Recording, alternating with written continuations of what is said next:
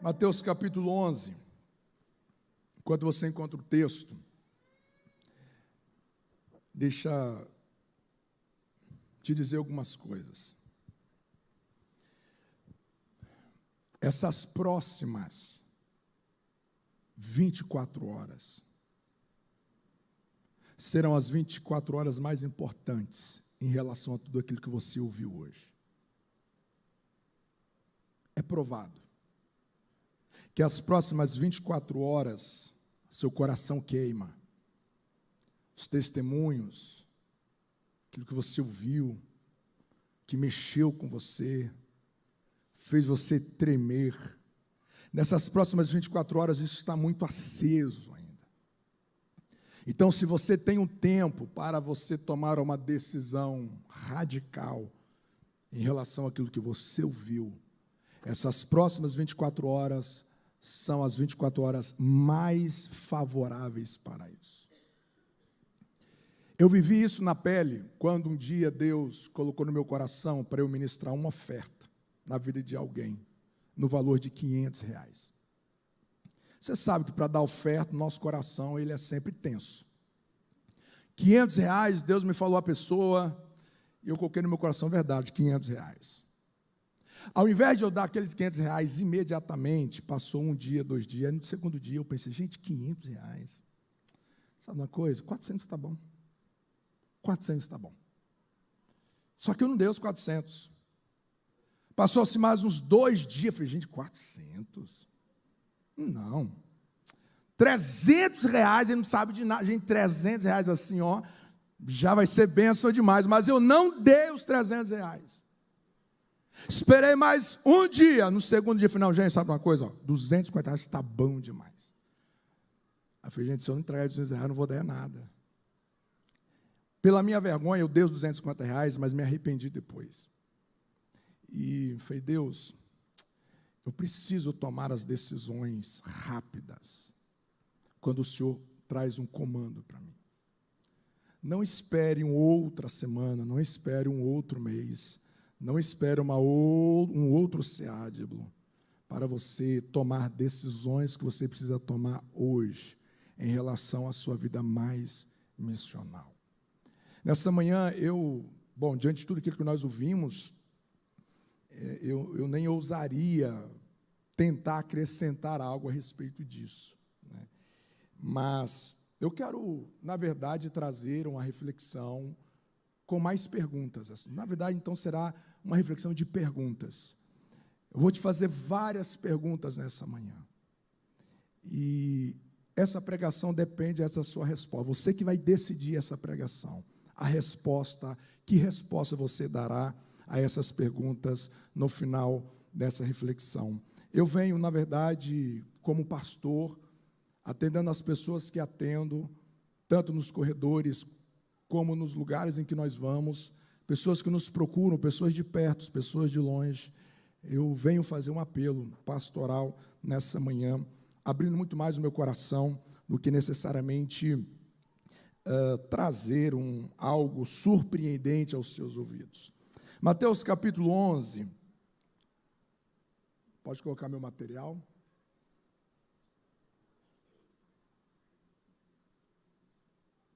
Ok. Os pais cujos filhos estão chegando agora, existe uma classe para as nossas crianças, vocês podem conduzir lá atrás, algum acolhedor, algum obreiro poderá te encaminhar. Tem como colocar aqui na tela? Coloca aqui na minha tela, por favor. Mateus capítulo 11. Quando acabou de instruir os seus 12 discípulos, Jesus saiu para ensinar e pregar nas cidades da Galileia. João, ao ouvir na prisão que Cristo estava fazendo, enviou seus discípulos para lhe perguntarem: és tu aquele que haveria de vir? Ou nós devemos esperar algum outro? És tu aquele que haveria de vir? És tu aquele que haveria de vir? Ou devemos esperar algum outro? Jesus respondeu: voltem e anuncie a João o que vocês estão ouvindo e o que os vossos olhos estão vendo. Os cegos veem, os coxos, os aleijados, eles andam. Os leprosos são purificados. Os surdos ouvem. Os mortos são ressuscitados.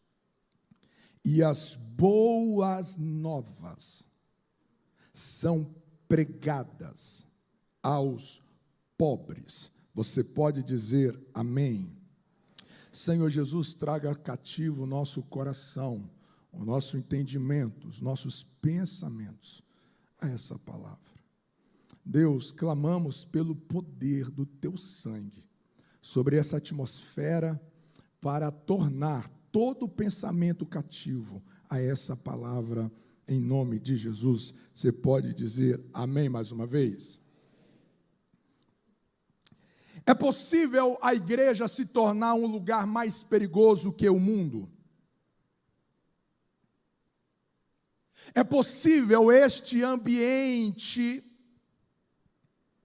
é possível este lugar se tornar um lugar mais perigoso de se viver do que nessa geografia chamada mundo?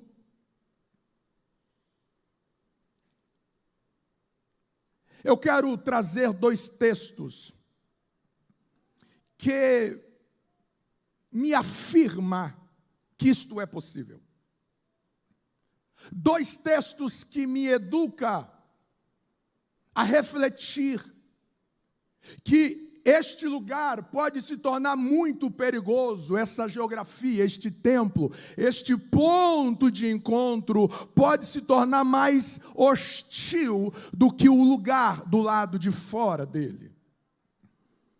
A primeira palavra, ela vem de Jesus. Quando Jesus entra no templo e ele expulsa todos os que vendiam, compravam no templo, ele derruba as suas mesas dos cambistas e as suas cadeiras, e Jesus libera a seguinte palavra: vocês transformaram este lugar em covil de ladrões. Jesus entra no templo e diz: gente, o que vocês fizeram deste lugar, esse lugar se tornou para vocês um covil de ladrões. E eu preciso lembrar vocês que covil é o lugar onde que os ladrões se escondem após cometer os seus crimes. Então este lugar, ele pode se tornar pior do que do lado de fora, quando eu olho para este lugar para me esconder. Quando eu transformo este lugar para ocultar aquilo que deveria ser confrontado, aquilo que deveria ser enfrentado, mas eu escondo, eu oculto. E o pior, este lugar é um lugar em que tem mesas. Este é um lugar que tem cadeiras. E a minha pergunta é: como pode eu me assentar? Como pode eu me debruçar em um estilo de vida aqui dentro que está drenando a minha vida? que está drenando a minha alma, que está drenando a minha fé, a minha vitalidade. É possível eu me assentar neste lugar e eu transformo este ambiente em um esconderijo oculto, onde que as minhas desculpas, as minhas falsas justificativas, elas são alimentadas por uma aparência. Morgan vai dizer que um dos melhores meios de escondermos os nossos pecados é assistir um culto religioso, passar pela rotina da adoração a Deus, evitando cuidadosamente o meu arrependimento. Muitas pessoas acreditam que assistir um culto 1, 2, 3 vezes por semana, que o deve fazer, é suficiente para que ele venha viver o seu chamado, para que ele venha viver a sua vocação. Este lugar, como um covil de ladrões, sendo transformado por alguém, pode se tornar um lugar mais perigoso. Paulo vai nos dizer que os cristãos de Coríntios estavam se ajuntando, não para melhor, mas para pior. É o que a Bíblia diz, os ajuntamentos estavam fazendo mais mal do que bem. Este lugar chamado igreja estava piorando a vida deles, a maneira pela qual eles estavam tratando este lugar. E o texto vai dizer, por eles se reunirem, assim, eles estavam fracos, eles estavam doentes, estavam morrendo. E Paulo vai nos dizer no versículo 21 que a razão disso é que quando eles se ajuntavam, eles estavam se ajuntando para o seu próprio interesse. Sabe quando é que este lugar se torna pior? É quando você chega, senta no seu banco, ouve a sua pregação, ouve o seu louvor, mas você não pensa em ninguém além de você. Você não pensa em nada além do seu umbigo. Você não pensa em nada além do seu ventre. Você pode estar diante das melhores pregações deste altar, você pode estar diante dos melhores louvores deste altar, mas se você não se importar com alguém além de você, a partir daqui de dentro, este lugar está te fazendo mal. Congregar em um lugar como esse há 1 mês, 2 meses, 3 meses, 1 ano, 2 anos, 5 anos, 10 anos. Mas existem pessoas que sentam do meu lado, no banco da frente, de trás. Eu não sei o nome. Eu não me envolvo com ninguém. Eu não me comungo com ninguém. A minha vida é o meu quadrado, é o meu mundo, é o meu universo. Quando eu vou à igreja, eu vou preocupado com a minha dor, eu vou preocupado com o meu sofrimento, eu vou preocupado com aquilo que está me faltando, e eu me junto aqui, mas eu não ministro na vida de ninguém. Paulo está dizendo que esses ajuntamentos tornam este lugar um lugar hostil, um lugar terrível. E eu vou te falar por que é terrível. Porque tudo isso acontece no esconderijo das aparências. Eu estou indo à igreja, eu estou dando a minha oferta e parece que está tudo bem. Não é uma coisa patente. O irmão mais velho do pródigo, ele não tinha a consciência que ele estava tão perdido quanto ele. Os fariseus não tinham a consciência que eles estavam tão perdidos quanto os pecadores ao redor da mesa de Jesus. Por isso que este lugar se torna perigoso, perigoso, perigoso, porque é possível eu esconder atrás de uma religiosidade e achar que está tudo bem, mas na verdade eu estou perdido, na verdade você está perdida. E quando é que este lugar se torna o lugar mais perigoso? É quando eu ressignifico este lugar, desviando do seu original propósito. Quando eu penso que a igreja é um fim em si mesma, Este lugar precisa ser congregado. Este lugar precisa ser assistido. Este é o ambiente em que Deus reúne a sua família, em que Deus reúne os seus filhos. Este é o lugar que você chega quebrado. Este é o lugar que você chega vazio. Este é o lugar que você chega revoltado. Este é o lugar que você chega desesperado. Mas quando você chega aqui, há uma fonte que jorra na sua direção e Deus muda cenários. Mas a nossa igreja, ela tem uma porta de entrada, mas ela também tem uma porta de saída. Este é um lugar em que nós nos animamos, em que nós nos esforçamos. Este é um lugar em que nós edificamos uns aos outros. Você vem com a sua cura e me abençoa.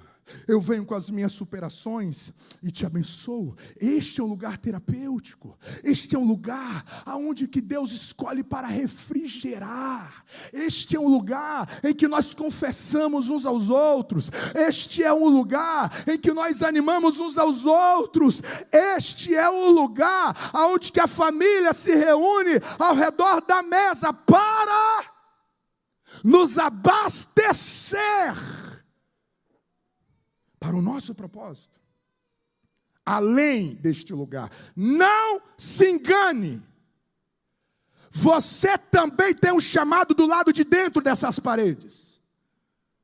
Você tem um chamado para cuidar dos seus irmãos aqui dentro, sim.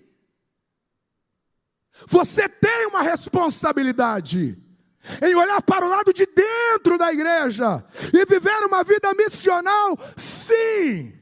Não é apenas do lado de fora, mas não podemos quebrar uma asa, são as duas asas. A missão da igreja é cuidar com os que estão dentro e alcançar do que estão fora. Qual das duas é mais importante? As duas são importantes, assim como as duas asas são importantes para um pássaro. Cuidar com os de dentro e alcançar os de fora ter o mesmo nível de importância e relevância no reino de Deus. Você me entende? Diga amém. E qual é o problema de nós ressignificarmos este lugar, este encontro, de uma maneira equivocada? Porque de repente nós nos ajuntamos não é para a comunhão. De repente nós nos ajuntamos não é para servir, nós nos ajuntamos é para comer. Então se o pregador não for bom, eu saio insatisfeito.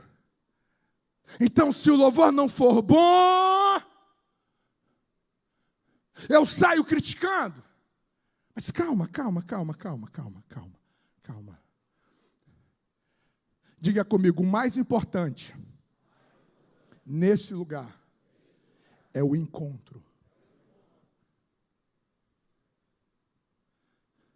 Não importa se o pão saiu queimado ou cru, o que importa é o padeiro. É a relação com o padeiro.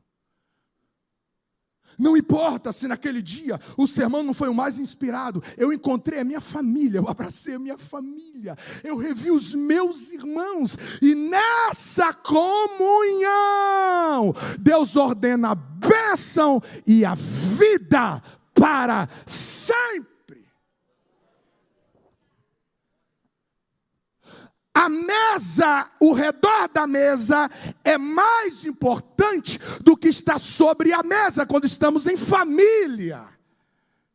E qual é o problema quando nós vamos ressignificando ser igreja de uma maneira equivocada? Te explico. É porque a igreja é o lugar na terra mais parecido com o céu. Não existe nenhum outro ambiente, não existe nenhum outro lugar que propõe uma atmosfera similar, uma atmosfera parecida do que a igreja. E quando eu falo de igreja, eu quero que você vai mexendo na sua mente, que eu não estou falando apenas disso, estou falando de nós, estou falando de um todo. A igreja é o que Deus tem na terra de mais parecido com o céu. E você sabe qual é o problema? Quando eu ressignifico esta igreja de uma maneira equivocada, é porque Jesus falou de nós para o mundo. A nossa identidade não é uma coisa oculta no nosso esconderijo de ser igreja. O mundo sabe a nossa verdadeira identidade. E quando eu falo de mundo, eu não falo de um mundo sistema divorciado de Deus. Eu estou falando de pessoas que estão à espera de salvação. Olhe para a Bíblia. A identidade que nós temos, do que Jesus falou de nós: vocês são a luz do mundo, vocês são o sal da terra. Ei, você sabe quem estava ouvindo essas palavras? A multidão. Não se engane que o sermão do monte foi um sermão no privado com os discípulos.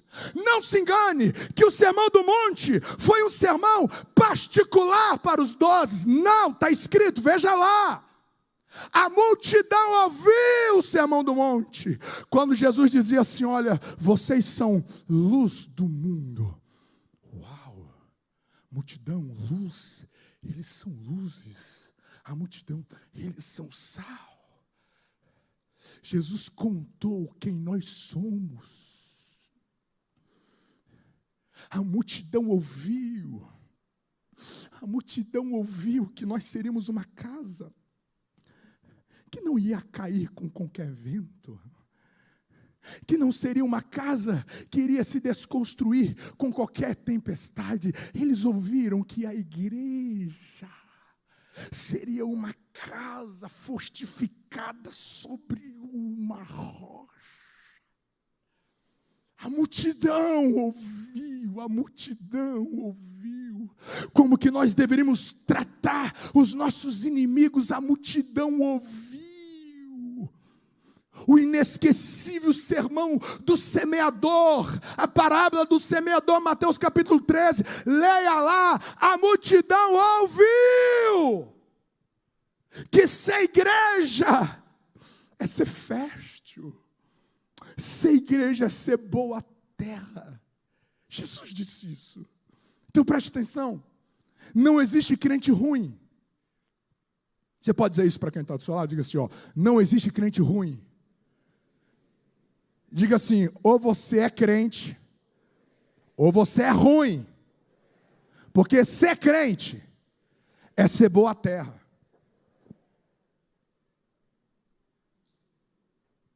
A multidão ouviu isso. A multidão ouviu. E qual é o grande problema? O grande problema é que quando o mundo fica sabendo o que é essa igreja, quando o mundo percebe que a última instância de uma proposta de solução, de socorro, está na igreja, e nós pastores sabemos disso. Quantas vezes veio do hospital alguém amando do médico, vai à igreja porque é o único lugar que vocês conseguem resolver isso. Como veio uma família um tempo atrás aqui, de um rapaz que estava comendo vidro lá no hospital, vieram atrás de nós, porque existe uma imagem que igreja é este lugar. Não estou falando daqueles que estão dominados pela mente do anticristo. Eu estou falando daqueles que estão do lado de lá, como ovelha sem pastor, aguardando a redenção. Eles sabem da nossa história. Eles ouvem o que já aconteceu no meio da igreja. Os pais, os avós contaram a história, como eram nossos cultos, o que aconteceu entre nós, aonde que tinha Bíblia, aonde que tinha um crente. Eles sabem o que nós somos capazes de fazer e de realizar quando nós assumimos a nossa verdadeira identidade. O mundo sabe. E por que eles sabem? Porque, parabolicamente, assim como Jesus contou, para que a multidão ouvisse, nós vemos pregando quantos anos? De que igreja nós somos? Quantos anos nós vemos pregar que este é um lugar de cura, que este é um lugar de libertação, que este é um lugar de redireção, que este é um lugar em que a família é restaurada, este é o lugar em que os desenganados são curados. Nós pregamos isso a vida inteira, e essas vozes saíram após essas janelas, e o mundo sabe o que nós já falamos a respeito de nós mesmos. E qual é o problema disso? Ou, melhor, qual é a responsabilidade disso? Eu te digo. É porque à medida em que o mundo vai sabendo sobre isso, eles vão levantando expectativas ao nosso respeito. Por que eu encontro empresários que chegam assim: pastor, sabe qual é a minha frustração em receber crente como funcionário? Porque é o crente que me dá mais problema. Chega atrasado, quer sair antes da hora, cheio de desculpas. Mas empresários não cristãos. Mas por que essa frustração? É porque se espera, com tudo isso, com todo esse enfrentamento da nossa reputação, baseado no que já aconteceu em nome de igreja, apesar de tudo isso, é de se esperar que um funcionário seja o melhor naquele ambiente. Proponha o seu serviço com muita excelência. Existe essa expectativa do outro lado. E é a partir dessa consciência que eu quero vos fazer algumas perguntas essa manhã. E eu quero pegar emprestado esse texto. Não considerar na sua profundidade, no seu contexto mais profundo. Mas eu quero simplesmente pegar emprestado a crise de João Batista.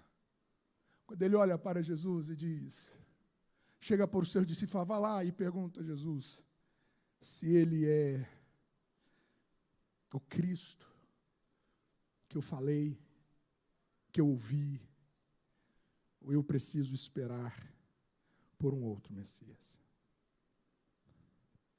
É essa pergunta que eu quero fazer a você nessa manhã. Você é a igreja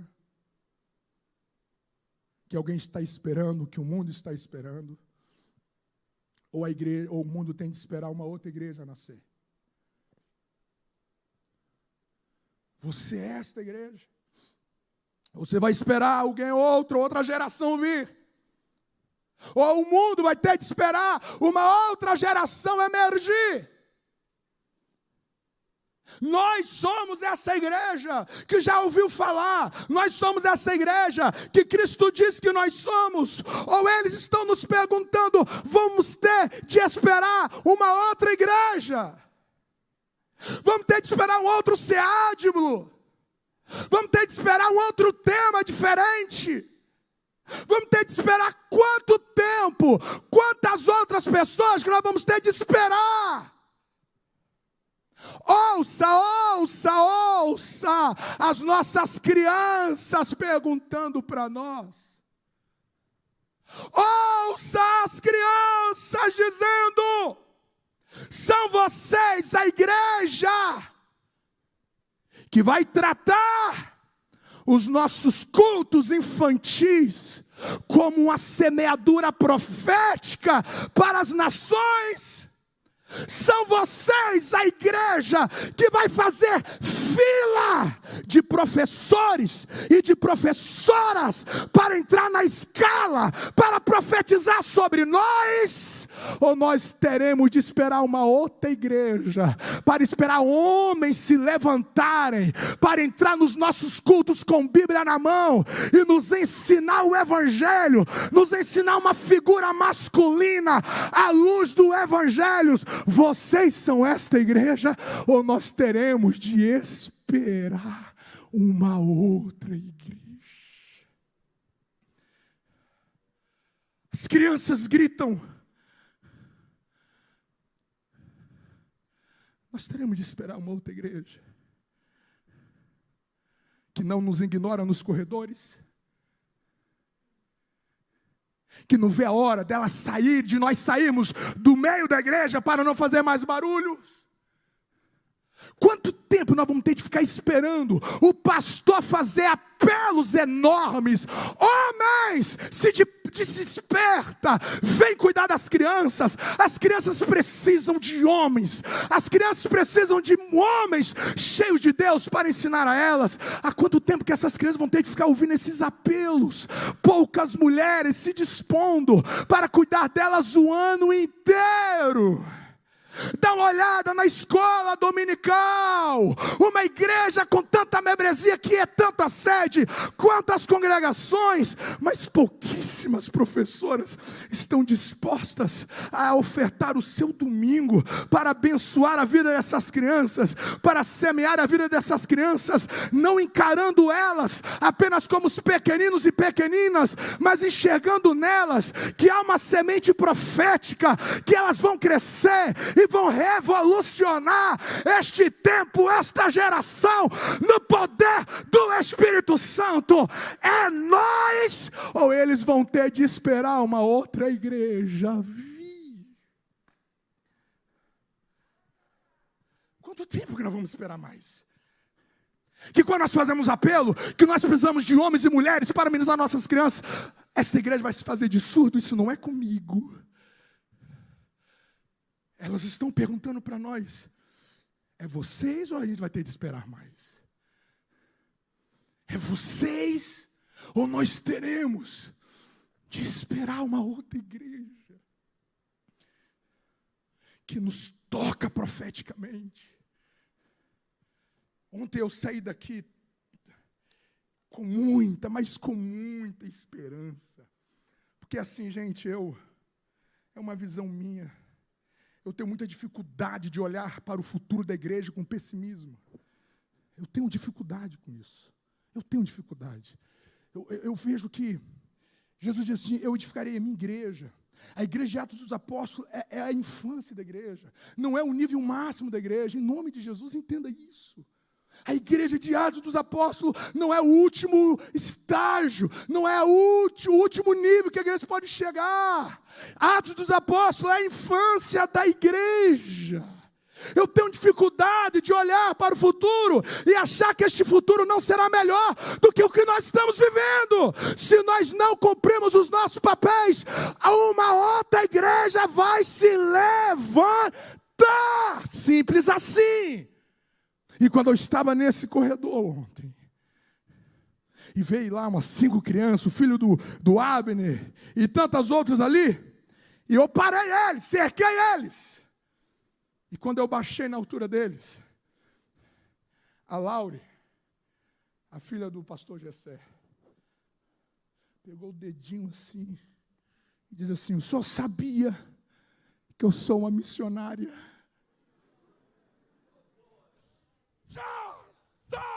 Eu creio nisso. Eu creio nisso. Eu creio que o Espírito está escrevendo nas tábuas das nossas crianças um fogo que não vai se apagar. Quem pode aplaudir o nome do Senhor?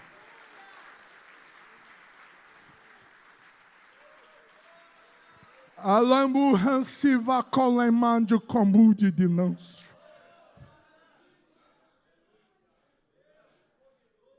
Sabe o que ela disse para mim? Sabe quem me disse isso, pastor? Eu disse: a minha professora. Nós não podemos subestimar as nossas crianças. Meu Deus, eles não podem se frustrar conosco. Eles não precisam esperar uma outra igreja. Nós somos esta igreja. que vamos abraçá-las, que vamos profetizar sobre elas. Vai ser as melhores médicas dessa geração, vai ser os melhores juízes dessa geração, vai ser os melhores políticos dessa geração. Nós somos esta igreja. Quem pode levantar a mão e dar um brado de glória? Aplauda ao Senhor.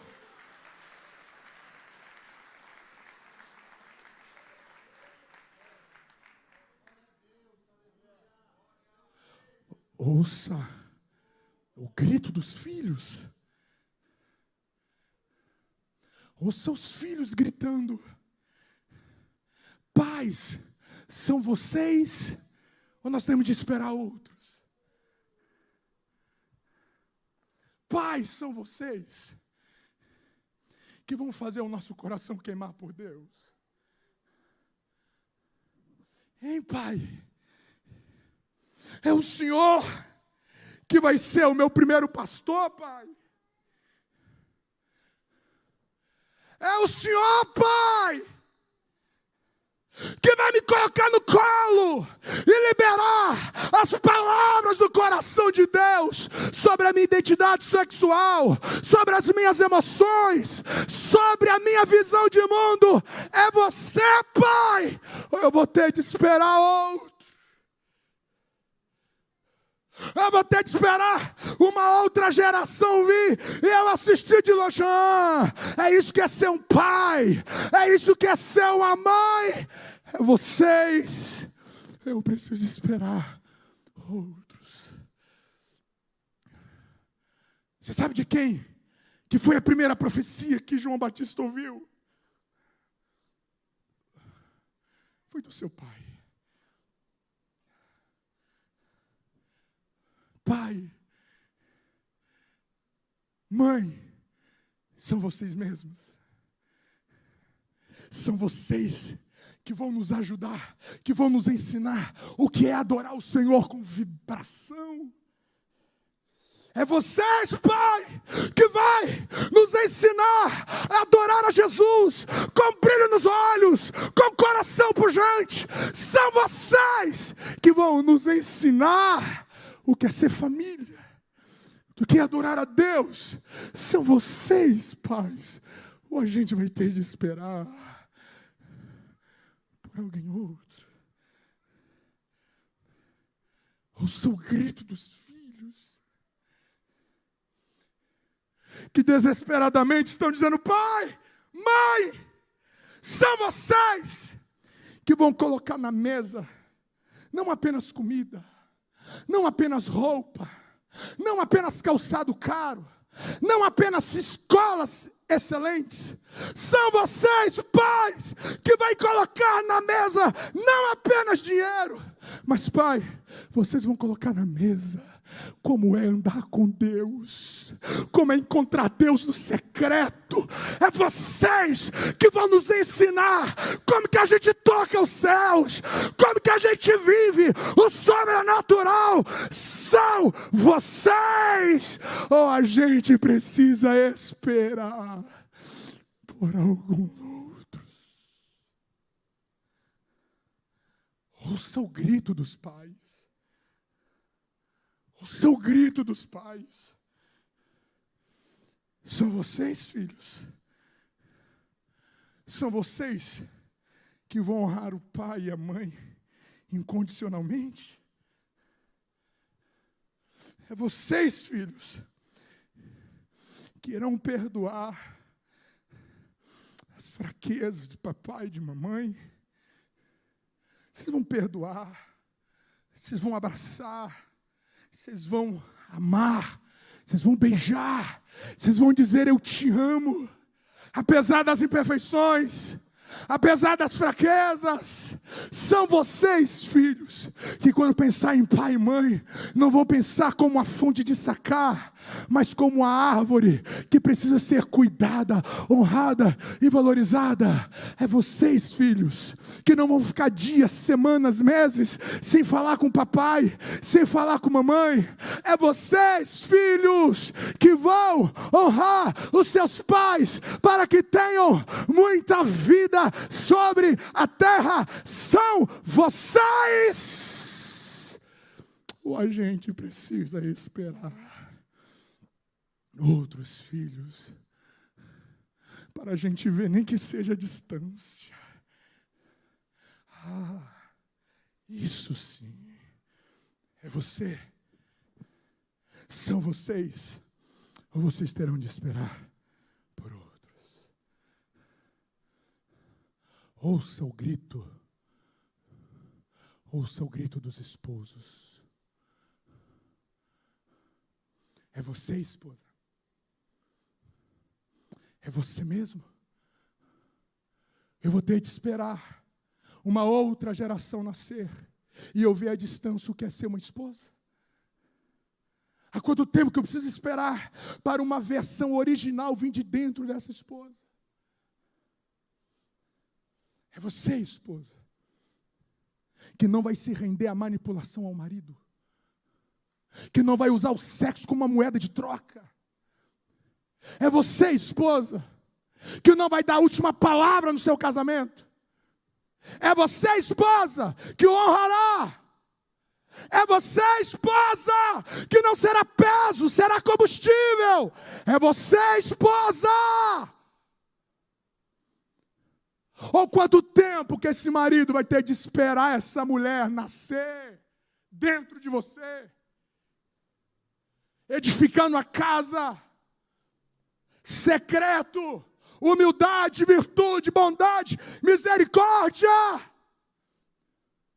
que perdoa sem desenterrar defuntos e lançar na cara do marido. É você. Eu tenho que esperar quanto tempo? A igreja vai ter que esperar quanto tempo nascer esposas não manipuladoras, que não flertam com o feminismo disfarçadamente, nas entrelinhas do lar. É você que é essa esposa bíblica, essa auxiliadora, ou você ventila os defeitos do seu marido, ou é você que o ignora em seu chamado, em seu ministério? É você, esposa. Ou deve se esperar outra, ou deve se esperar outra nascer dentro de você. Ouça o grito aos ouvidos dos esposos. Ouça, maridos. Ouça o grito. Ouça o grito. Ouça, esposo, o grito dos maridos. Você não é a mulher que trai. Você não é a mulher que fica conversando com o sexo oposto no privado, desrespeitando a honra do seu marido. Você não é essa esposa. Você não é esta mulher. Não é essa esposa que alguém lá fora espera aprender. Elas não estão esperando esse tipo de esposa. Mas ouça o grito de socorro das esposas, dizendo: é você, marido. É você que é o líder espiritual aqui de casa. É você que nos reúne ao redor da mesa para nos apresentar quem é Deus, através do caráter, através da maturidade, através da sabedoria. É você, marido, que pastoreia o coração da esposa. É você que consegue sarar curar as feridas delas, em seus momentos de fraquezas, em seu momento de crise. É você, marido, que não olha para sua esposa como produto sexual. É você, marido, que não tem olhos para nenhuma outra mulher. É você, marido, que não tem olhos adulterinos, que não tem cobiça. É você, marido, que aos seus braços a sua esposa sente acolhida, protegida, pastoreada, alimentada. É você. Ou o mundo precisa esperar uma outra igreja vir para ensinar a eles o que é ser marido como Jesus para dentro da sua casa.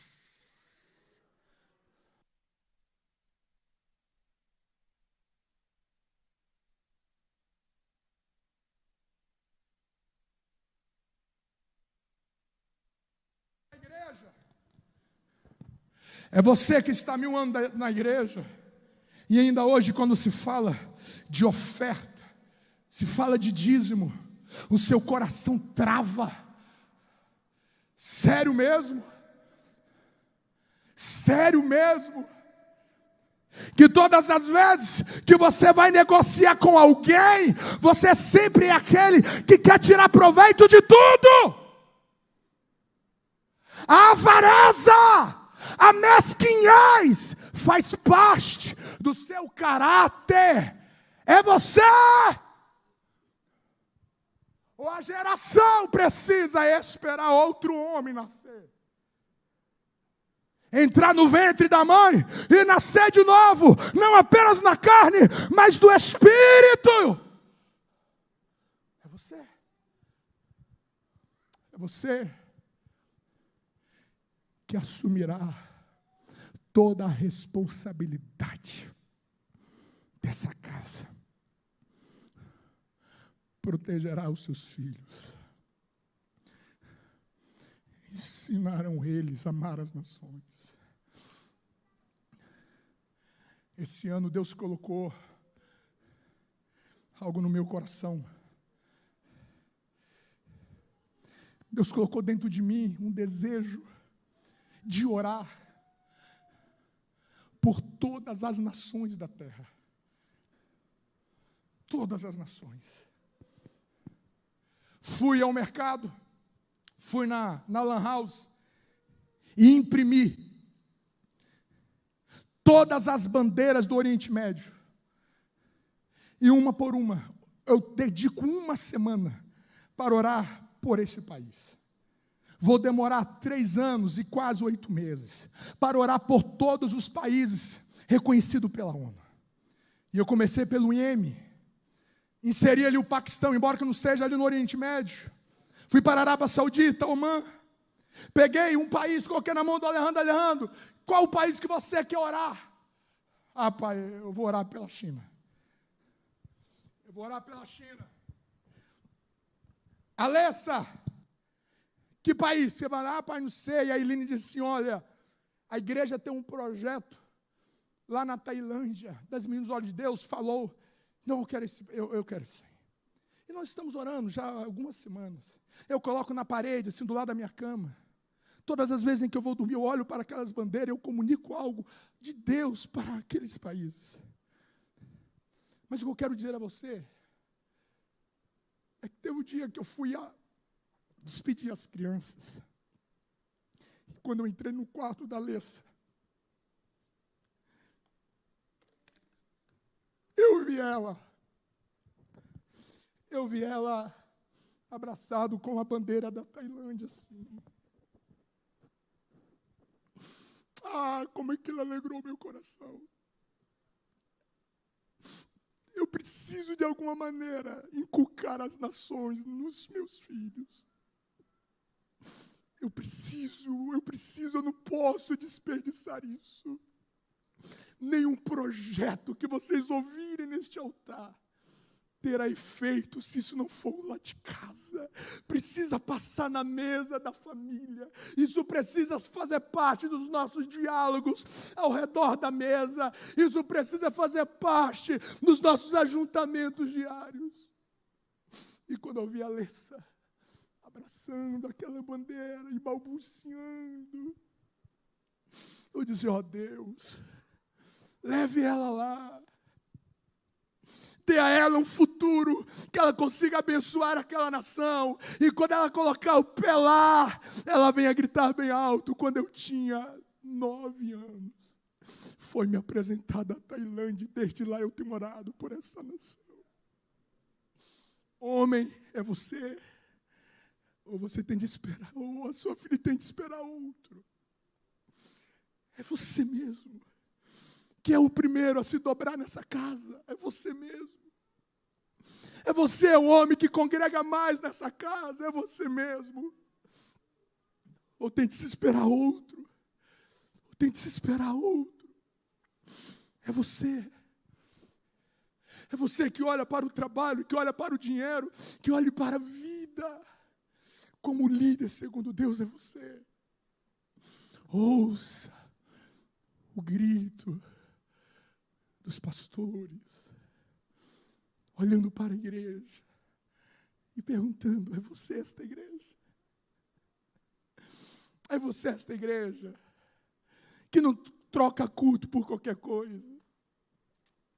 É você esta igreja que não fica pirraçando por uma frustração que você sofreu há 1.200 anos atrás, no estacionamento, nos corredores, e essa frustração, você pegou isso e colocou como alvará para justificar a sua letargia, a sua falta de amor pelo reino, para justificar as desculpas que o fogo não queima mais dentro de você.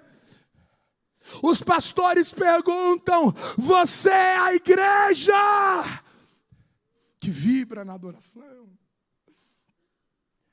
que não precisamos quase pagar para se voluntariar, para cuidar de nós mesmos. Não é para cuidar, é nós cuidar uns dos outros, cuidar das nossas crianças, cuidar dos nossos carros, cuidar da acolhida, abraçar os irmãos que chegarem. É você, a igreja, que nós acreditamos à luz das Escrituras. Uma igreja vibrante para servir. Uma igreja vibrante para curar uns aos outros. Uma igreja vibrante, contagiante. É você, esta igreja. Oh, Deus precisa nos dar mais 100 anos para a gente ver uma outra igreja nascer. Uma igreja que congrega com fogo na alma. Uma igreja que congrega com chama nos olhos. É você, esta igreja. Ou nós precisamos esperar por uma outra. O seu vizinho está perguntando. O seu patrão está perguntando. Os moradores de Blumenau estão perguntando: são vocês a igreja que nos contaram? São vocês, esses homens, essas mulheres, essas crianças, esses jovens, esses teens, são vocês? Ou nós teremos de esperar outros nascerem para surgir a igreja que nos contaram há tempos atrás? Esta manhã, os céus está esperando, os céus está esperando. Qual será a tua resposta? Quem vai poder dar um grito dizendo: não precisa esperar por uma outra igreja, não precisa esperar por um outro marido, não precisa esperar por uma outra esposa, não precisa. Eu sou esta igreja, eu sou esta igreja, eu sou esta igreja, eu sou esta igreja. Levante a mão e dê um brado de glória.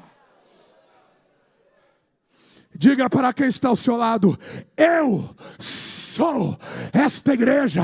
Diga bem alto: eu sou esta igreja. Oh, glória!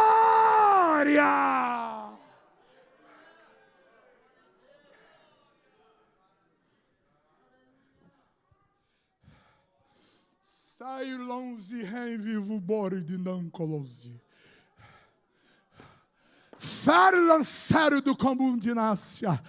Diga aí para ele e para ela: não precisa esperar mais alguém. Diga: não precisa. Sou eu. Sou eu. O verdadeiro adorador sou eu. Sou eu. Sou eu. Quem tem a mente de Cristo sou eu. É eu. É eu. É eu. Eu sou esta igreja.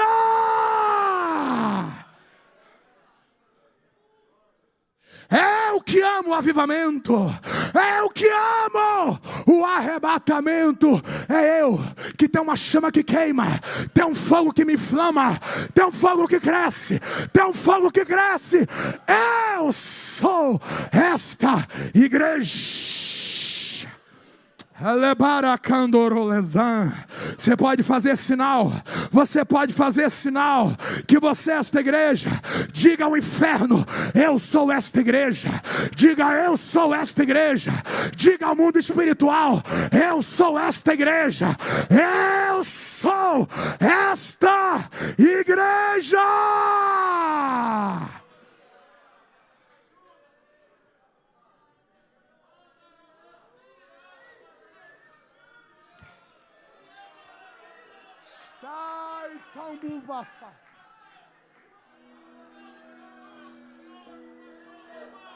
Que lida no baracalevuleza, stirile fora de camancalessa, vuri de mancante de setioso, vere de mai revecolomúria. É eu, é eu, é eu, é eu, é eu, é eu, é eu. Eu digo para minha casa: é eu. Eu digo para o meu casamento: é eu. Eu sou esta igreja. Eu sou este povo. Quem pode adorar?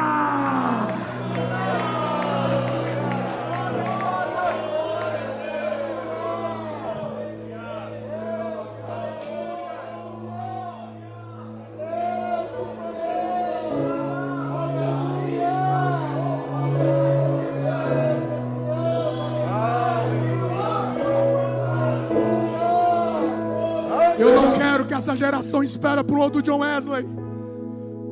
Eu não quero que essa geração espere por outro Spurgeon.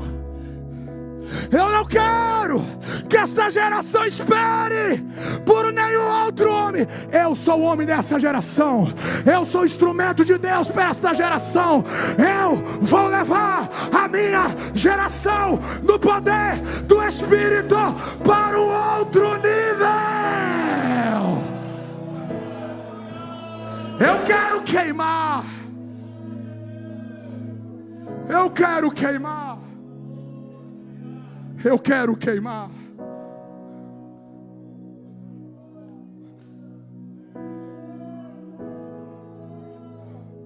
Pastores, eu não quero que a minha igreja espere um outro pastor vir. Eu quero ser esse pastor. Eu quero que aonde que eu tocar venha sair virtude do meu toque. Eu quero ser esta igreja. Eu não quero frustrar a expectativa de quem está esperando o socorro. Alguém esperando a revelação dos filhos de Deus. É hoje, é nessa era, é neste tempo. Esta igreja está aqui.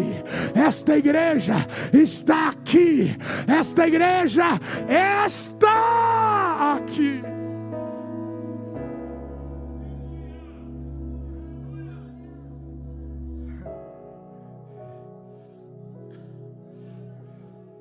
Pega uma carta. Escreve aqui, deixa eu escrever aqui uma carta. Entrega lá para João. Eu vou explicar um tratado aqui para ele. Vou fazer uma defesa de quem eu sou. Entrega lá para ele. Quando você chegar lá na prisão, você vai ler essa minha defesa. E quando você ler, João vai aquietar o coração e vai dizer: ufa, ainda bem, eu não estava errado ao teu respeito. É tu mesmo.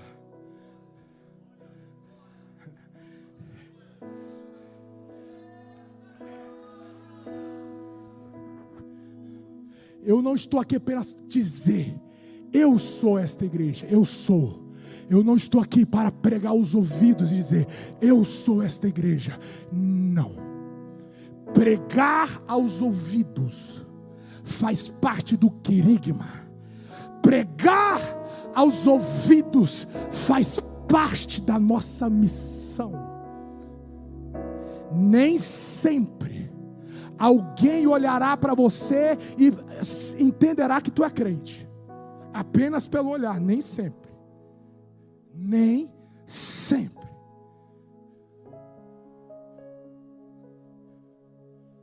O coxo olhou para Pedro e João e eles não imaginaram que eles eram crentes. E olha que eles tinham acabado de sair do forno do Pentecoste. Existem situações que se você não abrir a boca, não conhecerão. Tem que falar. Falar faz parte da nossa missão. Mas não é o bastante.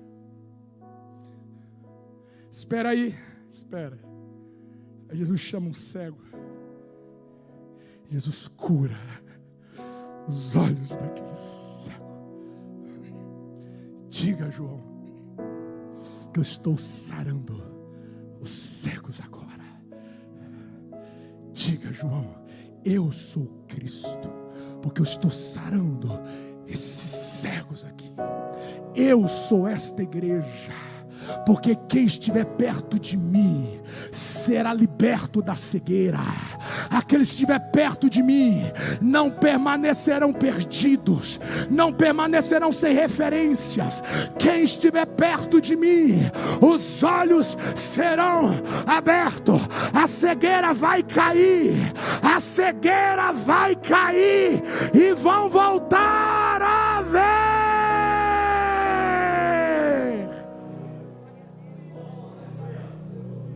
E eu não vos falo apenas no aspecto subjetivo, eu estou falando no aspecto objetivo.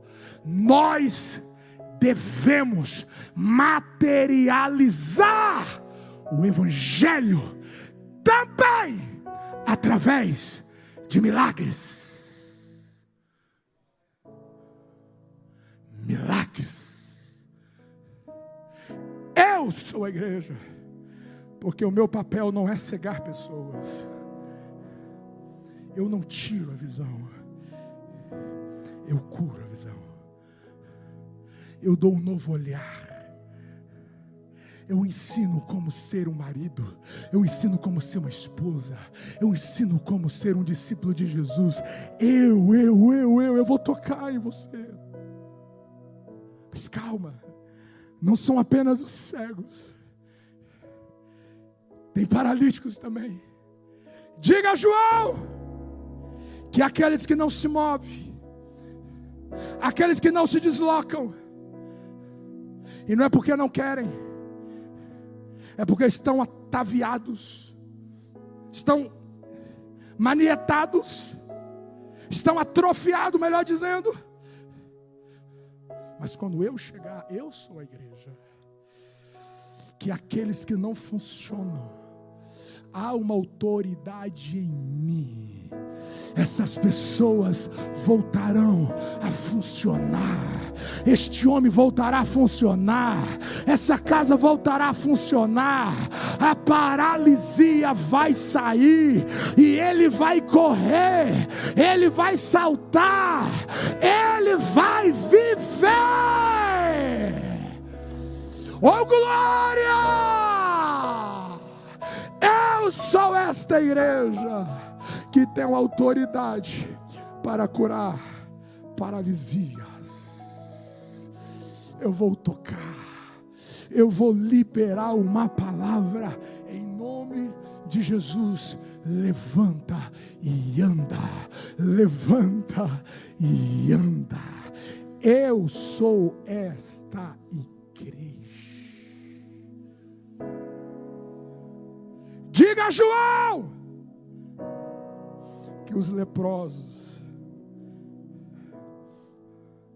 aquelas pessoas marginalizadas, carcomida pelo pecado, não consegue parar de pecar, até entrar em contato com a autoridade que reina dentro de mim. A igreja tem autoridade para purificar leprosos. A igreja tem a unção para limpar leprosos, os escanteados, os marginalizados, aqueles que estão longe. Eu sou esta igreja. Não precisa esperar por outra. Eu vou tocar nesses leprosos. Eu vou abraçar esses leprosos de almas, esses leprosos de moral. Eu vou tocá-los e eles serão limpos. Eles serão purificados. Eu sou esta igreja. Diga, João, que os surdos vão ouvir. Eu não estou aqui para cortar orelhas. Eu estou aqui para curar ouvidos. Eu estou aqui para sarar audições. Mas ele não ouve ninguém. Ela não ouve ninguém. Até o Espírito que me move tocar esses ouvidos, tocar essas audições. Eu sou esta igreja. Diga, João, que os mortos ressuscitam. Eu tenho orado para que essa geração volte a crer que Jesus ainda ressuscita mortos. Nós temos um obreiro nosso, que na virada de ano ele disse: Deus, esse ano eu quero viver o teu sobrenatural, como eu nunca vivi. Mês passado, final do mês, um casal de amigos chegaram para ele, para a esposa, dizendo da alegria de ter filhos. Estamos grávidos. Eles esperavam isso por muito tempo. Uma semana depois, aquele casal já tinha passado uns 3 meses, ia fazer a primeira ultrassom. Quando chegou lá, não tinha sinal de vida, o bebê. O bebê estava morto. O médico esperou, disse: olha, volta daqui a 3 dias, preste atenção em febre, infecção, senão nós teremos de fazer a coletagem o mais rápido possível. Ele ligou para esse nosso irmão aqui da sede e disse: o nosso bebê está morto. Final de semana a esposa começou a ter febre. Desesperados, o nosso irmão, junto com a sua esposa, entrou naquela guerra. Disse: Deus, eu não estou te pedindo sobrenatural. Ressuscita, Senhor, aquele feto. Ressuscita, Senhor, aquele bebê. O Senhor já fez tanto isso na Bíblia e na história. Senhor, faça isso como testemunho, Pai. Na segunda-feira, eles foram ao médico, esperando já a data marcada para a coletagem. Quando o médico veio fazer o outro ultrassom,